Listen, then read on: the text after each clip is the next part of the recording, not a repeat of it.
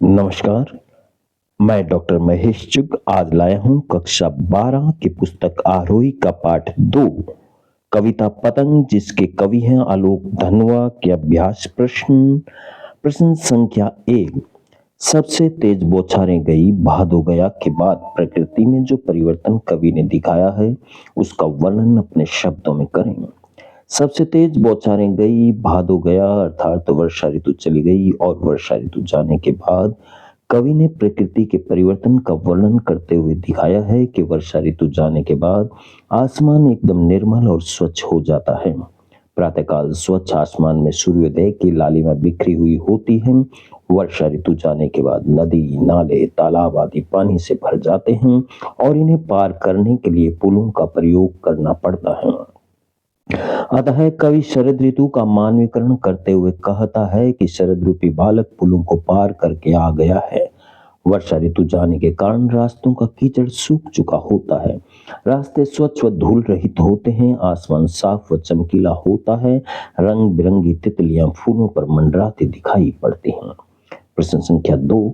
सोचकर बताएं कि पतंग के लिए सबसे हल्की और रंगीन चीज, सबसे पतला कागज, सबसे पतली कमानी जैसे विशेषणों का प्रयोग क्यों किया गया है। कवि ने पतंग के लिए सबसे हल्की और रंगीन चीज, सबसे पतला कागज, सबसे पतली कमानी जैसे विशेषणों का प्रयोग इसलिए किया है क्योंकि अपनी इन्हीं विशेषताओं के कारण पतंग आकाश में ऊंची उड़ पाती है। बिंब स्पष्ट कीजिए। सबसे तेज बौछारें गई भादो गया सवेरा हुआ, खरगोश की आंखों जैसा लाल। शरद आया पुलों को पार करते हुए, अपनी नई चमकीली साइकिल तेज चलाते हुए, घंटी बजाते हुए, जोर जोर से चमकीले इशारों से बुलाते हुए और आकाश को इतना मुलायम बनाते हुए कि पतंग ऊपर उड़ सके। सबसे पहले हम जानेंगे कि बिंब होता क्या है। किसी दृश्य के शब्द चित्र को ही बिंब कहते हैं। कवि जब अपनी बात कहने के लिए बिंब का सहारा लेता है तो उसे बिंब विधान अथवा बिंबात्मक शैली कहते हैं। बिंबों का संबंध मनुष्य के नेत्र कान त्वचा आदि इंद्रियों से होता है। बिंब 3 प्रकार के होते हैं, दृश्य बिंब, श्रव्य बिंब, स्पर्श बिंब। उपयुक्त पंक्तियों में निम्नलिखित बिंबों का प्रयोग किया गया है।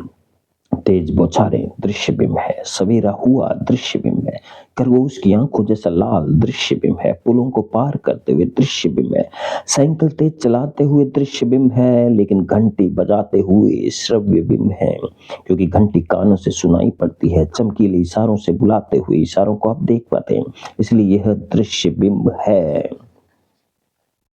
आकाश को इतना मुलायम बनाते हुए मुलायमता का हम स्पर्श करके जान सकते हैं स्पर्श बिंब है और पतंग ऊपर उड़ सके दृश्य बिंब है। प्रश्न संख्या 4। जन्म से ही वे अपने साथ लाते हैं कपास।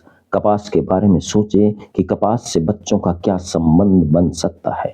कपास अर्थात रुई हल्की कोमल नाजुक मुलायम लचीली सफेद अनेक गुणों से युक्त। बच्चे भी कपास की तरह हल्के फुल्के कोमल नाजुक मुलायम तथा लचीले होते हैं।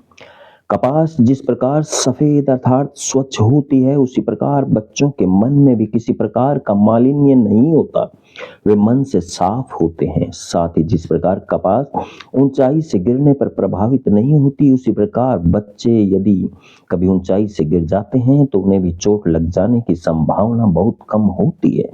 बच्चे अपने लचीलेपन के कारण हर स्थिति में ढल जाते हैं। इन्हीं विशेषताओं के कारण ही कवि ने कहा है जन्म से ही वे अपने साथ लाते हैं कपास अर्थात कपास की विशेषताएं। प्रश्न संख्या 5। पतंगों के साथ साथ वे भी उड़ रहे हैं, बच्चों का उड़ान से कैसा संबंध है।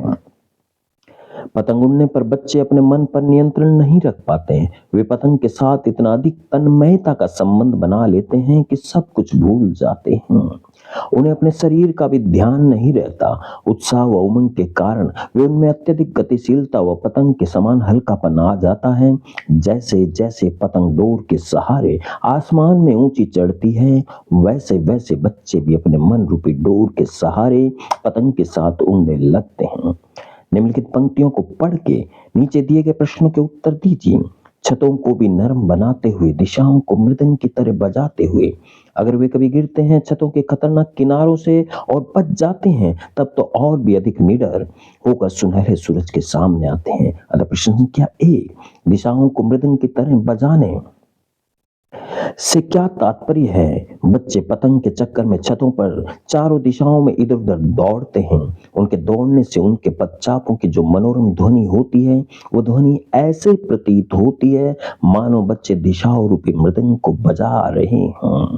प्रश्न संख्या 2, जब पतंग सामने हो तो छतों पर दौड़ते हुए क्या आपको छत कठोर लगती है? जब पतंग सामने होती है तो बच्चों का मन उमंग और उत्साह से भरा होता है। पतंग के चक्कर में वे सब कुछ भूलकर कठोर छतों पर दौड़ते रहते हैं। उनका मन पतंग के साथ जुड़ा होता है, इसलिए उन्हें छत कठोर नहीं लगती। प्रश्न संख्या 3, खतरनाक परिस्थितियों का सामना करने के बाद आप दुनिया की चुनौतियों के सामने स्वयं को कैसा महसूस करते हैं? खतरनाक परिस्थितियों का सामना करने के बाद हम दुनिया की चुनौतियों के सामने और अधिक निडर हो जाते हैं। चूंकि हम खतरनाक परिस्थितियों का सामना कर चुके होते हैं, अतः दुनिया की चुनौतियां हमें भयभीत नहीं करती। हम प्रत्येक चुनौती का सामना करने की हिम्मत रखने लगते हैं। मित्रों, आज इतना ही। फिर मिलेंगे। धन्यवाद।